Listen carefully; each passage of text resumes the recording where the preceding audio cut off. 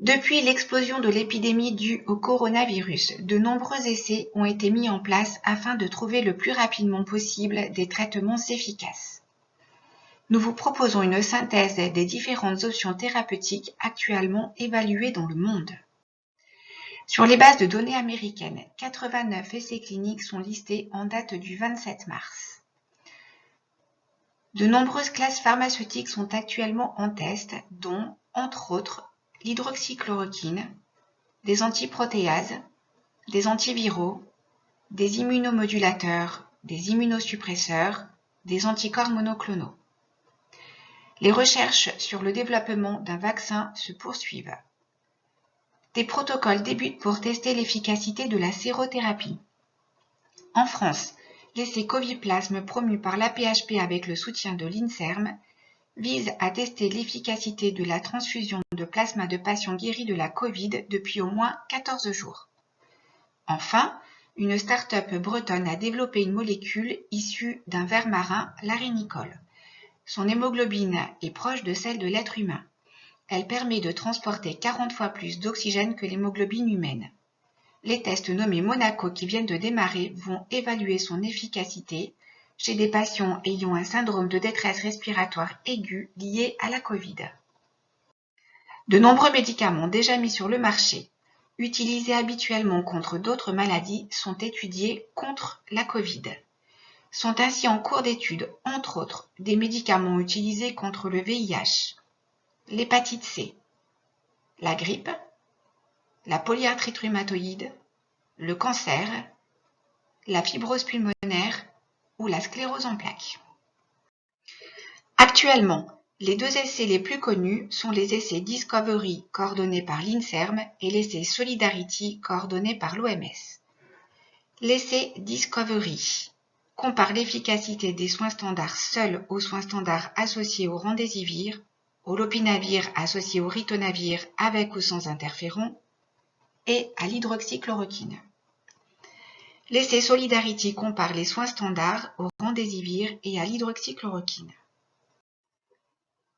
Le remdesivir est un médicament qui n'a jamais été commercialisé. Il a été à l'origine conçu pour lutter contre le virus Ebola. Il a démontré une efficacité in vitro contre les SARS-CoV-1 et 2. Contre la Covid, il a obtenu une autorisation temporaire d'utilisation aux États-Unis le 20 mars. En France, il a obtenu l'accord du Haut Conseil de la santé publique dans le traitement des formes graves en l'absence d'un autre recours thérapeutique. Le Kaletra, association de lopinavir et ritonavir, est actuellement utilisé contre le VIH. Une première étude publiée le 18 mars dans le New England Journal of Medicine n'a pas démontré son efficacité. Elle est réévaluée dans les essais Discovery et Solidarity. L'association est aussi testée dans des essais de moins grande ampleur en association avec d'autres molécules. L'hydroxychloroquine cristallise les attentions. C'est le principe actif de la société spécialité plaquenil indiquée dans le lupus, la polyarthrite rhumatoïde et la lucite. Elle a une action anti-inflammatoire. Elle est étudiée dans de nombreux essais cliniques. Son efficacité et sa tolérance sont étudiées en prophylaxie générale et post-exposition, mais aussi en curatif. Elle est particulièrement médiatisée de par les recherches du professeur Didier Raoult. Le professeur Didier Raoult étudie l'efficacité et la sécurité de l'association hydroxychloroquine-azithromycine. Les patients cibles sont les patients atteints des formes modérées de la Covid. Le traitement est administré au début de l'infection, après réalisation d'un électrocardiogramme et le dosage, entre autres, de la kaliémie.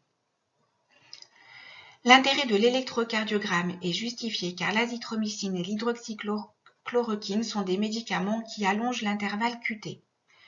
Le dosage de la kaliémie est justifié car l'hypokaliémie est un facteur de risque reconnu de l'allongement du QT. Or, selon une étude américaine, le coronavirus entraîne une hypokaliémie. Nous sommes actuellement dans l'attente des résultats des différentes études qui montrera ou pas l'efficacité et la sécurité de l'hydroxychloroquine. À ce jour, les deux seuls protocoles autorisés par l'ANSM dans son décret du 25 mars sont les protocoles hydroxychloroquine et ritonavir-liponavir. L'ANSM recommande de n'utiliser ces médicaments que pour les patients présentant une forme grave de Covid. Ces médicaments ne peuvent être dispensés que par les pharmacies à usage intérieur. Enfin, en dehors de ces essais, le décret du 29 mars autorise l'utilisation du Rivotril en ampoule dans la prise en charge de la dyspnée et de la détresse respiratoire et la délivrance du Perfalgan contre la fièvre et la douleur des patients en ambulatoire. Le 3 avril, au vu des tensions d'approvisionnement de Propofol, le recours aux médicaments vétérinaires Proposur et Propovet est autorisé pour la médecine humaine. Isis Infirmier et Principe Actif vous remercie de votre attention. Prenez soin de vous.